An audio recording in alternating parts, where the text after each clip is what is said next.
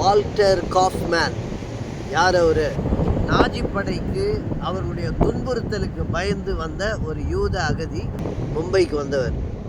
1936ஆம் வருடம் அவர் ஒரு சாதனை படைத்தார். சாதனைன்னா அது பின்னாளிலே சாதனை என்று சொல்லக்கூடிய அளவிலே வந்துவிட்டது. ஏன் அப்படின்னா, ஆகாஷ்வாணின்னு சொல்கிறோம் இல்லையா, இந்த ஆல் இண்டியா ரேடியோ, அதை ஆன் பண்ண உடனே ஒரு மியூசிக் வரும்.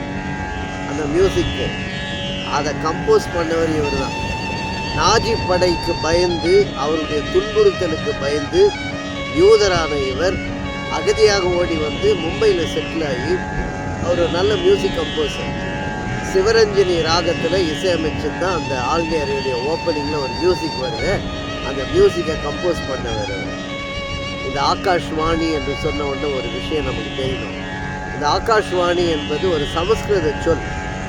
அது ஆகாஷ் என்றால் வானம், வாணி என்றால் செய்தி, வானத்திலிருந்து வந்த செய்தி. அதுக்கு பேர் தான் நற்செய்தி. முதல் இயேசு கிறிஸ்து இந்த உலகத்தில் பிறக்கப் போவதை வானத்திலிருந்து தேவதூதர்கள் வந்து இங்கே சொன்னாங்களே, அதுதான் ஆகாஷ்வாணி. முதல் பைபிளில் தான் ஆகாஷ்வாணி. இந்த ஆகாஷ்வாணி என்பது நற்செய்தி. அந்த நற்செய்திக்கு இன்னொரு பெயர் ஆகாஷ்வாணி. அது செய்திக்கு முன்னால் வர மியூசிக்காக இருக்குது. செய்தி என்பதற்கு இங்கிலீஷில் நியூஸு. நியூஸ் என்பது என்னன்னா north, east, west, south, NEWS. அப்போ என்ன அர்த்தம்?